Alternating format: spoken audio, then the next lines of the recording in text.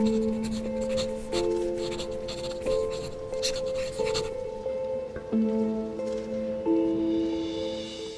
اللہ الرحمن الرحیم. جی السلام علیکم تمام احباب کو، رمضان مبارک. ہم یہاں اس وقت ڈیلس میں موجود ہیں اور کچھ وقت پہلے ہی افطار کیا ہے. مکتب غامدی کی نشستوں کا سلسلہ جاری ہے. یہ خواہش پیدا ہوئی کہ رمضان کے مہینے میں زیادہ سے زیادہ کوشش کی جائے. غامدی صاحب کی بھی یہی ہدایت ہوتی ہے کہ قرآن مجید اور تزکیہ سے متعلق جو مباحث ہیں ان پر توجہ زیادہ مبذول رہے. غامدی صاحب سے ہم نے درخواست کی کہ قرآن مجید کے حوالے سے اس سلسلہ نشست کو رمضان میں ہم زیر بحث لاتے ہیں، اور آج ہماری خواہش یہ ہے کہ ایک بہت اہم موضوع جو ہر انسان رمضان میں قرآن پڑھنا چاہتا ہے، اس کے ذہن میں اٹھتا ہے، وہ غامدی صاحب کے سامنے رکھیں اور ان سے استفادہ کریں. غامدی صاحب بہت بہت شکریہ آپ کے وقت کا. خیریت سے ہیں؟ رمضان اچھا گزر رہا ہے؟ جی اللہ کا شکر ہے، اس کی عنایت ہے.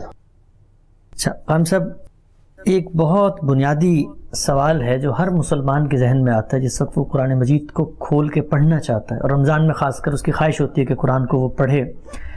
وہ یہ ہے کہ قرآن کو پڑھتے ہوئے قرآن مجید کا جو اسٹائل ہے، اس کا جو ڈکشن ہے، اس کا جو یونرا ہے، اس کا جو بات کرنے کا طریقہ ہے، وہ ایک پڑھے لکھے آدمی کو، ایک عام آدمی کو جو عام طور پہ سائنٹیفک ٹیکسٹ پڑھتا ہے، اس میں ایک انٹروڈکشن ہے، ایک مین باڈی، ایک کنکلوژن ہے، ہدایات اس طرح دی جاتی ہیں، اس کے لیے بہت اجنبیت ہے اس کے اندر. پھر وہ کلام آگے بڑھتا ہے تو اس میں سمبلزم بھی ہے، اس میں نریشن بھی ہے، اس میں پرسویشن بھی ہے، اس میں استدراک ڈسٹنکشن بھی ہے. یہ ساری چیزیں آدمی کو اس کتاب سے ایک زندہ تعلق قائم کرنے میں مزاحم ہوتی ہیں. پہلا سوال میرا اس ضمن میں آپ سے یہ ہے کہ جو قرآن مجید ہے، اس کتاب کا اسلوب کیا ہے؟ یعنی اس کو ہم کیا چیز ذہن میں رکھ کے اس کو پڑھنا شروع کریں؟ میں نے اس کے لیے جو تعبیر اختیار کی ہے وہ ہے کہ قرآن ایک پیغمبر کی سرگزشت انذار ہے، اور یہ بتایا ہے کہ اللہ کے جو پیغمبر رسولوں کی حیثیت سے مبعوث کیے گئے ہیں، وہ جب اپنی قوموں کے پاس آتے ہیں تو انہیں دعوت دیتے ہیں، جس کو قرآن مجید انذار کہتا ہے، خبردار کرتے ہیں. انہیں ہدایت کی جاتی ہے کہ اب آپ قوم کو اس طرح پکاریے جس طرح کہ ایک خطیب یا ایک رہنما پکارتا ہے. پھر وہ انذار عام کے مرحلے میں داخل ہو جاتے ہیں. اس کے بعد بحث ہوتی ہے، اعتراضات ہوتے ہیں، اشکالات ہوتے ہیں، ان کا جواب دیا جاتا ہے. ایک کشمکش کا زمانہ گزرتا ہے. یہ بنیادی طور پر اتمام حجت کا زمانہ ہے. ٹھیک، یعنی جو مخاطبین ہیں ان کی ہر بات کو زیر بحث لے آیا جائے، ان کے ہر اعتراض پر تبصرہ کر دیا جائے. وہ جس پہلو سے بھی کوئی بات کرتے ہیں اس کی حقیقت واضح کر دی جائے. تو یہ عمل بھی جاری رہتا ہے، یہاں تک کہ پھر پیغمبر کو ہدایت کر دی جاتی ہے کہ اگر قوم ماننے کے لیے تیار نہیں ہے تو وہ اس قوم سے اظہار برات کر کے اپنے آپ کو الگ کر لے. اس کی کئی صورتیں ہوتی ہیں، جیسے سیدنا مسیح علیہ السلام کو اللہ تعالیٰ نے اٹھا لیا. رسالت بآب صلی اللہ علیہ وسلم کے بارے میں بھی قرآن نے یہ کہا کہ دونوں صورتیں ہوں گی، یا ہم آپ کو وفات دے دیں گے اور یا آپ کے لیے ہجرت کا دروازہ کھل جائے گا. تو یہ جو مرحلہ ہے اس میں پیغمبر چھوڑ دیتا ہے اپنی قوم کو. صحیح. اب یہ پوری سرگزشت یعنی انذار عام، اتمام حجت، ہجرت و برات، یہ پوری سرگزشت یہ قرآن مجید کی صورت میں محفوظ کر دی گئی. سرگزشت کو ذرا ڈیکوڈ کیجئے گا، یہ جو کہ لفظ عام طور پر لوگوں کے لیے اجنبی ہوتا ہے. یعنی آپ ایک داستان لکھ رہے ہیں، ٹھیک، ایک کہانی بیان کر رہے ہیں، لیکن اس طرح نہیں بیان کر رہے کہ یہ ہوا اور پھر یہ ہوا اور پھر یہ ہوا، بلکہ وہ کہانی یا وہ داستان یا وہ سرگزشت جیسے پیش آئی آپ نے بیان ہی اس کو اٹھا لیا.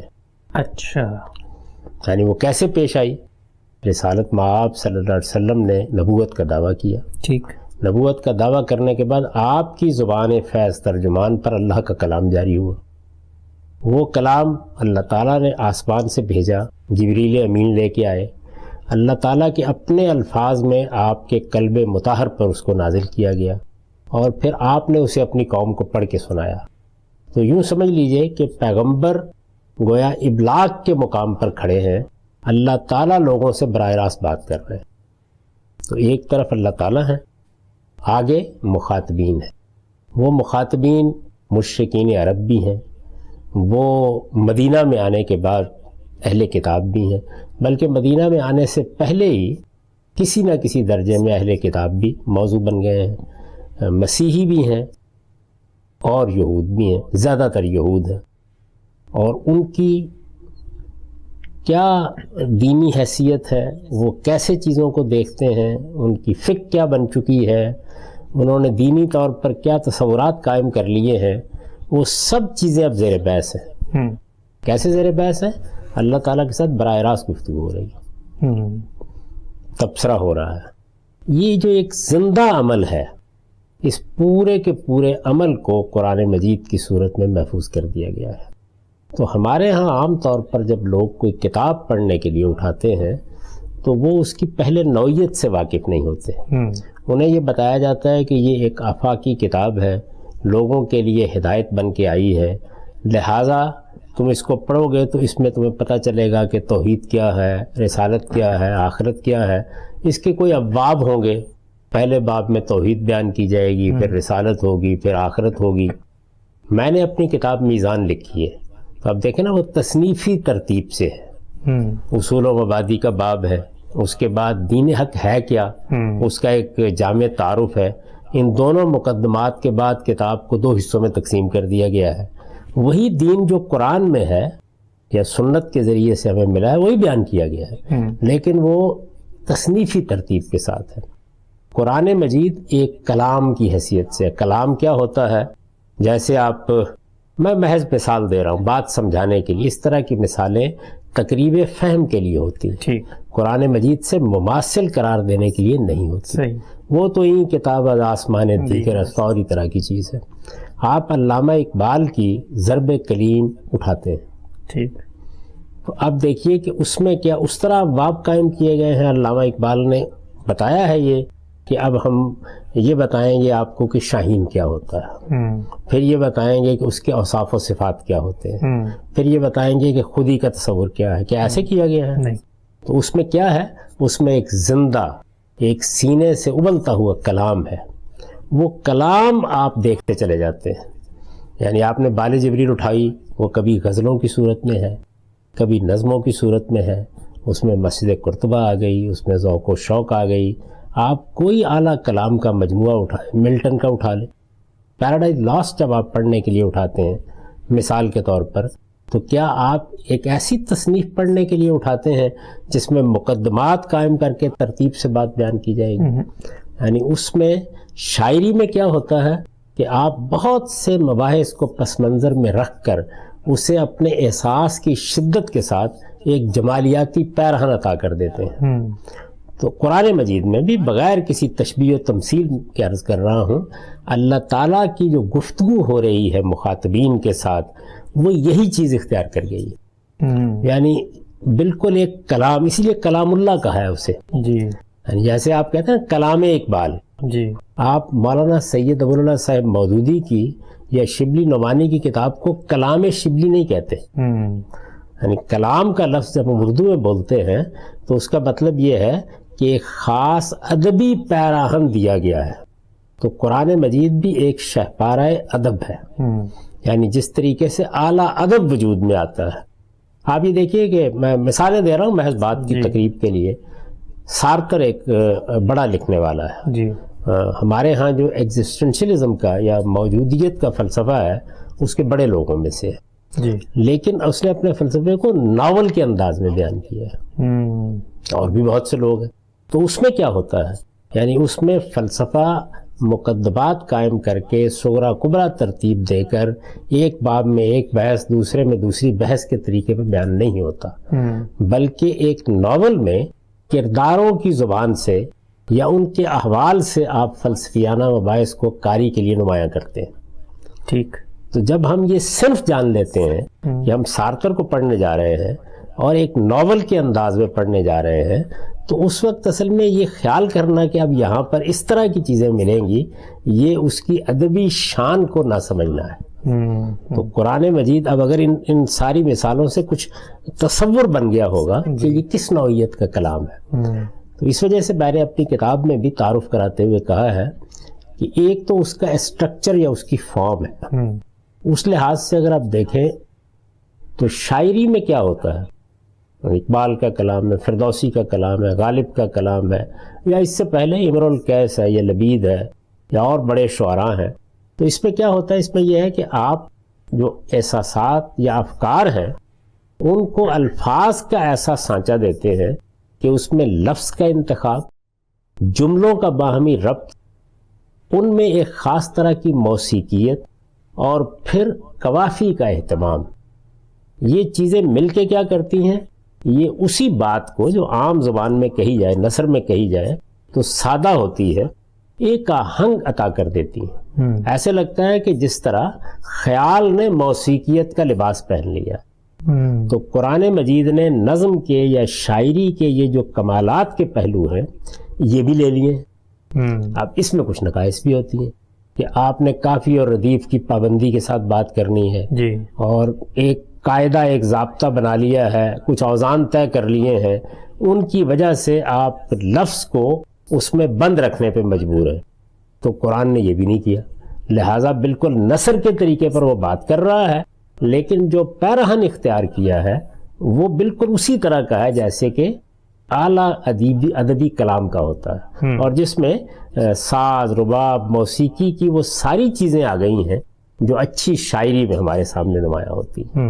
اسی وجہ سے آپ دیکھیں اس میں قوافی بھی ہے، اس میں لفظوں کا آہنگ بھی ہے، اس میں آیتیں ایک دوسرے کے ساتھ، بلکہ بعض اوقات تو پڑھتے ہوئے جب آپ یا سنتے ہیں کسی کو، اچھے قاری کو وہ پڑھ رہا ہے تو آپ وہی لذت اٹھاتے ہیں جو ایک اعلیٰ کلام کو، بلکہ اس سے کہیں زیادہ، اس لیے کہ سارے کلام جو ہے وہ اس کے مقابلے میں کوئی حیثیت نہیں رکھتے. تو یہ ایک ادب پارہ ہے. جو آدمی بھی قرآن مجید کو پڑھنا چاہتا ہے اس کو پہلے اس کی صنف کو جاننا چاہیے. ٹھیک، اس میں ایک سورہ ہوگی، اس سورہ میں پہلے آپ طے کریں گے اس کے مخاطبین کون ہیں، یعنی کن لوگوں سے اللہ تعالیٰ بات کر رہے ہیں، موضوع کیا ہے اس وقت. تو اس موضوع کو سامنے رکھ کر ایک کلام صادر ہوگا، نہ کہ ایک مضمون صادر ہوگا. تو کلام صادر ہوگا، یعنی آپ مثلا علامہ اقبال کی نظم مسجد کرتبہ کو دیکھیے تو اس میں ایک موضوع موجود ہے، یعنی اس دنیا کے اندر روز و شب کا سلسلہ کیسے کام کرتا ہے، اس سے کوئی چیز بچتی نہیں ہے، ہر چیز آنی ہے اور فانی ہے. اس کے بعد ایک خاص طرح کا گریز آ جاتا ہے. پھر وہ کہتے ہیں کہ اس سے اگر کوئی اس سلسلہ روز و شب کی گرفت سے بچ سکتا ہے تو وہ کیا ہے، وہ مرد خدا ہے. اور مرد خدا کا عمل کس چیز سے وجود پذیر ہوتا ہے، عشق ہے. پھر اس پر گفتگو شروع کر دیتے ہیں. پھر اس کے بعد آپ دیکھتے ہیں کہ ایک ہی نظم کے اندر اس زمانے کی سیاست، اس کا پس منظر، فلسفہ سب آتا ہے. پھر جو ان کا خاص مضمون ہے اس پر جا کر نظم کو ختم کر دیتے ہیں. آب روانے کبیر تیرے کنارے کوئی دیکھ رہا ہے کسی اور زمانے کا خواب. تو یہ اب یہاں پہ کیا ہوا ہے، مضمون ہے، ایک مضمون ہے پورا کا پورا جو ابتدا سے انتہا تک ادا ہوا ہے، لیکن وہ کلام کی صورت میں ادا ہوا ہے، نہ کہ نثری کتاب کے طریقے پر ادا ہوا ہے. تو قرآن مجید میں اللہ تعالیٰ کلام کے طریقے پر مخاطبین کے سامنے حقائق رکھ رہے ہیں. صحیح. اس میں جوش بھی ہے، اس میں جذبہ بھی ہے، اس میں حسن بیان بھی ہے، اس میں ایک خطیب جس طرح سے ایک آسمانی خطیب بات کر رہا ہے، وہ جس کو امام فرائی نے ایک جگہ بیان کیا ہے کہ جو خاطب یمیناً و شمالا، کبھی دائیں رخ کر لیتا ہے، کبھی بائیں رخ کر لیتا ہے، کبھی ان کی آنکھوں سے مضمون اٹھا لیتا ہے، کبھی ان کے اشارات کو نمایاں کر دیتا ہے، کبھی وہ اعتراضات جو زبان پر نہیں آ رہے، علیم بذات صدور ہے، ان اعتراضات کا جواب دینا شروع کر دیتا ہے. تو اس طرح یہ جب آپ سمجھ لیں گے تو پھر آپ قرآن مجید کے سحر میں مبتلا ہو جائیں گے. کیا چیز ہے یہ، یعنی پھر یہ دنیا کے جتنے کلام جن کی میں نے مثالیں دی ہیں یہ کوئی حیثیت نہیں رکھیں گے اس کے مقابل میں. تو یہ سمجھنا چاہیے. اب ظاہر ہے کہ یہ جو موسیقی ہے، یہ جو حسن ہے، یہ جو جمال ہے، یہ جو لفظوں کا انتخاب ہے، یہ جو ایک طرح سے مضامین کا وفور ہے جس کے پیچھے اس کائنات کا خالق بات کر رہا ہے، یہ قوافی، یہ آہنگ، یہ جو جتنی بھی چیزیں ہیں وہ تو عربی میں ہے نا. تو آپ جب اس کا ترجمہ پڑھتے ہیں تو ترجمہ کرنے والا اس فارم کو نہیں منتقل کر سکتا. وہ زیادہ سے زیادہ خدمت یہ کرے گا کہ وہ اس کے مضمون یا مدعا کو، یعنی اگر میں مثال کے طور پر ذوق و شوق کا اردو میں ترجمہ کروں یا پیراڈائز لاسٹ کا ترجمہ کروں، تو ترجمہ کرتے وقت کیا کروں گا؟ اس کی موسیقی تو نہیں منتقل کر سکتا، میں یہی کروں گا کہ ایک سادہ نثر کے انداز میں وہ بات بیان کر دوں گا۔ ہمارے ہاں لوگوں نے اس میں بھی ایک ستم کیا، وہ یہ کہ کچھ لفظی ترجمہ کا انداز اختیار کر لیا۔ اب ایک اعلیٰ کلام کو جب آپ دوسری زبان میں منتقل کرتے ہیں تو اس میں جملوں کے باہمی ربط، ان کے تعلقات اور بہت سی چیزیں وہ اصل میں سیاق سے نمایاں ہو رہی ہوتی ہیں۔ استدراک شروع ہو گیا ہے، تمثیل شروع ہو گئی ہے، کسی چیز کو بیان کیا جا رہا تھا، اس کے کچھ دوسرے پہلو زیر بحث آ گئے، اس میں طرح کا گریز پیدا ہو گیا ہے۔ یہ تمام چیزیں جو ہیں ان کو پھر مترجم کو نمایاں کرنا چاہیے۔ تو مترجم جب یہ فیصلہ کر لیتا ہے کہ مجھے تو لفظی سے ترجمہ کرنا ہے تو اس میں یہ چیز بھی منتقل نہیں کرتا۔ میں نے کوشش کی ہے کہ قرآن مجید کا جو میں نے ترجمہ کیا ہے اس میں کم سے کم یہ چیز منتقل ہو جائے، یعنی زبان، حسن، جمال، لفظوں کی خوبصورتی، یہ تو نہیں کر سکتے آپ کسی بھی ترجمے میں، لیکن جو مدعا آپ بیان کر رہے ہیں، جو اس کا اصل منشا ہے، وہ تو منتقل ہونا چاہیے نا۔ تو اس کو منتقل کرنے کے لیے پھر آپ کو ایسا طریقہ اختیار کرنا چاہیے جس میں جو اس طرح کے کلام میں، جیسے پھر میں مثال دوں گا سمجھانے کے لیے کہ شاعری میں جس طرح بہت سی چیزیں omit کرتے جاتے ہیں آپ، وہ اصل میں اوپر کے نیچے کے شعر کو سامنے رکھ کر خود بخود سمجھتا ہے ایک اچھا ادبی ذوق رکھنے والا۔ ان کو آپ کھول دیں، اور جب آپ ان کو کھول دیں گے تو پھر وہ ایک مربوط کلام بن جائے گا، لیکن اپنے حسن اور جمال کو تو وہ مترجم کو نہیں لے گا کہ وہ منتقل کر دے، وہ تو بہرحال اصل کو پڑھنا ہی سے واضح ہوگا۔ تو یہ میں نے ذرا دراز نفسی سے کام لیا تاکہ میں آپ کو یہ بتاؤں کہ یہ قرآن مجید اس طرح کا کلام ہے، یعنی یہ گویا یوں سمجھ لیجئے کہ ایک آسمانی خطیب ہے جو اپنے لوگوں سے بات کر رہا ہے، مخاطبین سے بات کر رہا ہے، اور اس میں منکرین بھی ہیں، اس میں اہل ایمان بھی ہیں، اور پیغمبر کی زبان سے وہ جاری ہے۔ تو کبھی اللہ تعالیٰ براہ راست کلام کرتے ہیں، کبھی پیغمبر کی زبان پر اس کلام کو جاری کر دیتے ہیں، کبھی جبریل بات کرنا شروع کر دیتے ہیں۔ تو اس طرح مصدر بھی تبدیل ہوتا ہے، منتہا بھی تبدیل ہوتا ہے۔ ابھی مخاطبین کی حیثیت مشرکین کو تھی، پیچھے سے کہیں سے اہل کتاب آ گئے ہیں تو رخ ان کی طرف مڑ گیا ہے۔ تو یہ ساری چیزیں جو ان کا لحاظ رکھ کے قرآن کا مطالعہ کرنا چاہیے۔ ٹھیک ہے صاحب، بہت ہی آپ نے ماشاءاللہ تفصیل سے بتایا۔ کچھ سوالات پیدا ہوتے ہیں اس پہ۔ پہلا سوال جو میرے ذہن میں آتا ہے وہ یہ کہ جب ہم یہ کہتے ہیں کہ وہ اپنے اسلوب کے لحاظ سے نہ نثر ہے نہ شاعری ہے بلکہ دونوں کے امتزاج سے جیسے ایک خطبہ بنتا ہے، اس نوعیت کی چیز ہے، تو سوال یہ پیدا ہوتا ہے کہ یہ جو خطبات کی صورت میں گفتگو کہی گئی ہے، اس پہ تو ہم مزید تفصیل سے بھی بات کریں گے کہ اس کے الفاظ اور جملوں کا ربط اور آگے کیسے بات بڑھتی ہے، لیکن یہ جو اوورآل اسٹائل ہے، آپ نے اس کو مختلف مثالوں سے بیان کیا کہ آپ یہ کہتے ہیں کریکٹرز بدل رہے ہیں، کہیں ڈائیلاگ ہے کہیں مونولاگ ہے، تو کیا ہم اس کو یوں بیان کر سکتے ہیں کہ یہ اسٹرکچر کے لحاظ سے ایک اس طرح ڈرامے کا اسکرپٹ ہوتا ہے، جس مثال کے طور پہ میں بیان کر رہا ہوں، تو یہ لوگوں کو تفہیم مدعا کے لیے سمجھانے کے لیے بات درست ہے؟ یہ آپ جو بھی مثالیں دیں گے، پھر میں عرض کر دوں کہ قرآن مجید اللہ کا کلام ہے، تو اس کی برتری، اس کی انفرادیت، میں نے پہلے عرض کیا کہ این کتاب از آسمان دیگر است، اس لیے یہ صرف تقریب فہمی کی مثالیں ہیں۔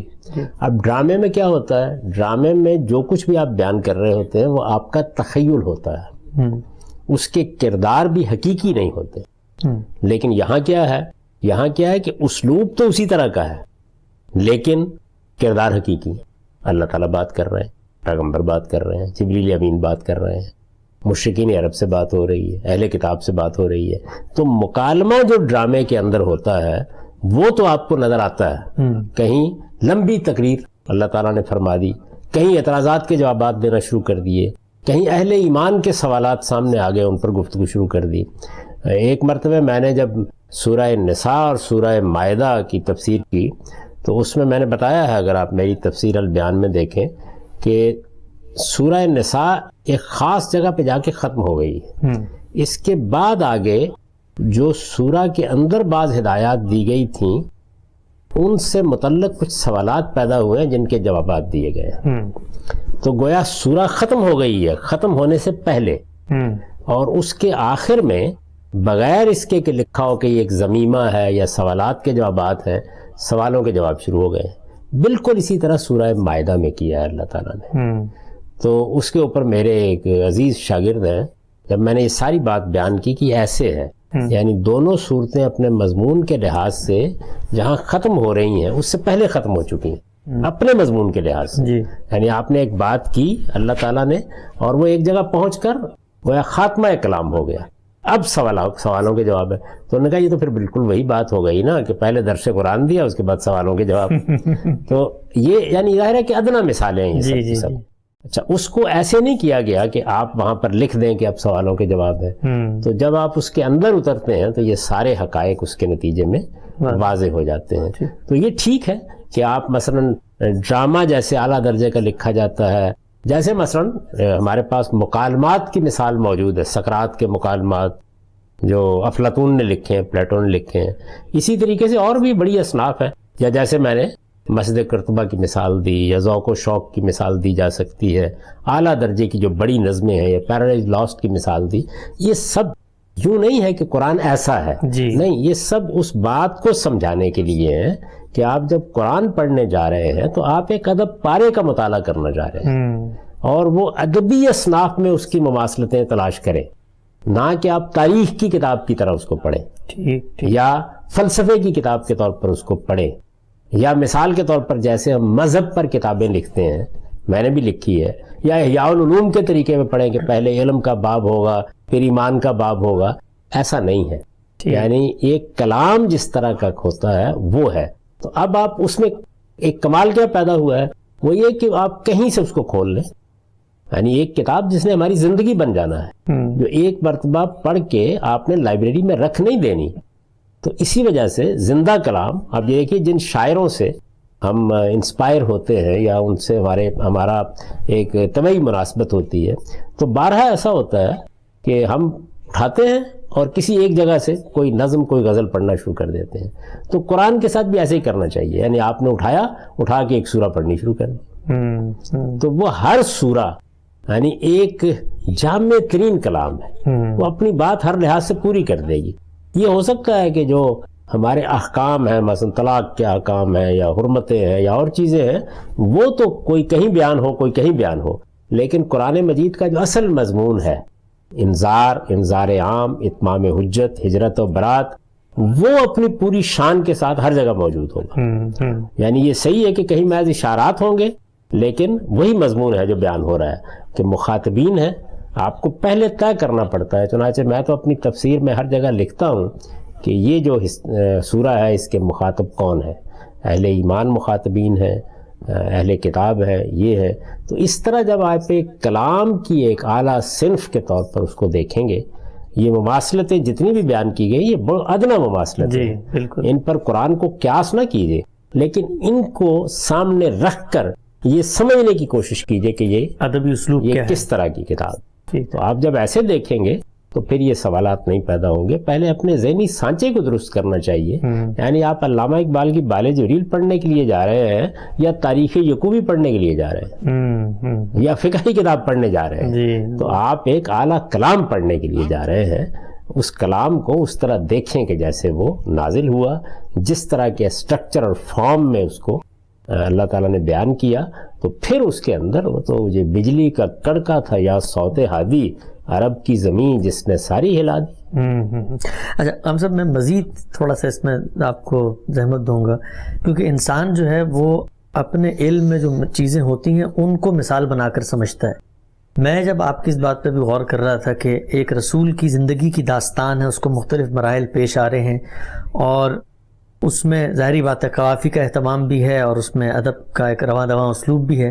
تو ورلڈ لٹریچر میں جس سے ہم بہت واقف ہوتے ہیں، جاوید نامہ اور دانتے کی ڈیوائن کامیڈی، دونوں میں ہمیں یہ لگتا ہے کہ وہ بھی ایک طرح سے ایک سفر پہ نکلے ہوئے ہیں. تو کیا یہ دونوں چیزوں کو وہی دوبارہ عرض ہے کہ سمجھانے کے لیے کہ آپ کوئی مماثلت سمجھتے ہیں کہ صنف کی یہ مماثلت ہے؟ یعنی اس میں بھی دیکھیے نا کہ مثلا جو شاعر ہے وہ اپنے کسی رہنما کا ہاتھ پکڑ کر آسمانوں کے سفر پر نکل گیا ہے. جی. تو اب جب سفر پر نکل گیا ہے تو اس میں افراد آئیں گے، ان سے مکالمہ ہوگا، ان سے باتیں ہوں گی، ان سے ملاقاتیں ہوں گی، تو اس میں آپ یہ نہیں کہہ سکتے کہ فلاں جگہ کے اوپر کمیونزم پر تبصرہ ہے یا فلاں جگہ کے اوپر فلاں باب لکھا گیا ہے جس میں یہ بتایا کہ جمہوریت کیا چیز ہے، سرمایہ داری کیا چیز ہے، لیکن اس میں کرداروں کی زبان سے یہ ساری باتیں آ رہی ہیں. جی یعنی جاوید نامے میں آ جائے گا نا، صاحب سرمایہ از نسل خلیل، یعنی یہاں پیغمبر بے جبرائیل. ایسے جمال الدین افغانی جو ہے وہ نماز پڑھا رہے ہیں، سید السادات مولانا جمال. تو وہ خوبصورت اسالیب جن میں گویا کردار ہیں جو کوئی مریخ پر نظر آ رہا ہے. اب ایک شہر کے بارے میں اقبال بتاتے ہیں کہ مرگدینوں عمارات بلند منچ گویم زاں مقام ارجمند. وہ ایک شہر کی تصویر کھینچ رہے ہیں جو ان کے خیال کے مطابق ایک آئیڈیل سٹی ہے. جیسے کہ آپ جانتے ہیں کہ مسیحیوں نے خدا کے شہر کا تصور دیا تھا ایک سلطنت کے بارے میں، تو اقبال نے مرگدین کے نام سے ایک شہر کی تصویر کھینچی ہے. تو یہ جو ساری چیزیں ہیں ان میں علمی مباحث ہے، فکر ہے، ایک شخص کے سیاسی مذہبی افکار ہیں جو بیان ہو رہے ہیں، لیکن اس طرح بیان نہیں ہو رہے کہ پہلے ایک باب قائم کیا گیا ہے کہ خودی کیا ہوتی ہے، پھر اس کے بعد اس کے متعلقات بیان کیے گئے ہیں، پھر اس کے اثرات بیان کیے گئے ہیں، پھر اس تصور کا ظہور سیاست معیشت میں کیسے ہوتا ہے وہ بیان کیا گیا ہے. تو جو آدمی یہ تصور لے کے جائے گا کہ اب اقبال اپنا پورا فلسفہ و فکر کسی ترتیب سے بیان کریں گے، مایوسی ہوگی اسے. اس کو تو پیر رومی کا ہاتھ پکڑ کے کہیں آسمان پر جانا ہے، کہیں فرشتے بات کر رہے ہیں، کہیں نبی مریخ سے ملاقات ہو رہی ہے. آخر میں آپ دیکھیں کہ سخن بن یاد نو کے نام سے انہوں نے اپنے بیٹے کے ساتھ بات کی ہے. تو یہ اس طرح کی جتنی چیزیں انہیں مثال کے طور پر پیش کیا جا سکتا ہے. دانتے اپنی محبوبہ کے ساتھ بیترس کے ساتھ اس سفر پہ نکلا ہوا ہے. اب اس میں یہ ہے کہ برزخ کیا ہے، اس میں جنت کیا ہے. اگر آپ دیکھیں تو خود ابن عربی کے ہاں جو چیزیں ہیں ان سے بہت تاثر اس نے قبول کیا ہے، پہنچی ہوں گی ان لوگوں تک بھی. تو خیر یہ اس کے نتیجے میں بھی ایک یوں سمجھ لیجئے کہ ایک ادبی نوعیت کا کمال ظاہر ہوا ہے کہ جس میں حقائق ادب کے پیرائے میں آ گئے ہیں اور وہ مکالموں میں، وہ تاثرات میں، وہ مناظر میں ڈل گئے ہیں. قرآن مجید میں بھی اگر آپ دیکھیں ایک کتاب ہے سید قطب نے لکھی تھی، اللہ تعالیٰ ان کو غریق رحمت کرے، انہوں نے دین کے لیے جان دی. ان کتاب کا تصویر الفنی فی القرآن، یعنی قرآن مجید میں مثلا جنت کی تصویریں ہیں، جہنم کی تصویریں ہیں. تو وہاں بالکل ایسے ہے کہ جیسے آپ کو اس میں لے جایا گیا ہے اور ایک منظر آپ کے سامنے کھلتا چلا جاتا ہے. یعنی اس طرح نہیں ہے ایک مقام کے اوپر بتایا جائے کہ جہنم کا دروازہ کیسے ہوگا، آپ کیسے گزر کے اندر جائیں گے، بلکہ وہ تصویریں ہیں جو جگہ جگہ بکھری ہوئی ہیں. تو اس طرح سے جب آپ دیکھیں گے تو پھر قرآن مجید سے متعلق آپ کا نقطہ نظر بالکل مختلف ہو جائے گا. ٹھیک، ہم سب یہاں ہماری نشست کا وقت ختم ہوتا ہے. بہت اہم موضوع ہے اور بہت ہی آپ نے بہت ہی دقیق انداز میں اس کو سمجھانے کی کوشش بھی کی. ابتدائی نوعیت کی چیز ابھی زیر بحث آئی ہے. انشاءاللہ اگلی نشست میں مکتب غامدی کی قرآن مجید کے تعارف کے حوالے سے یہ گفتگو جاری رہے گی. بہت شکریہ ہم صاحب آپ کے وقت کا.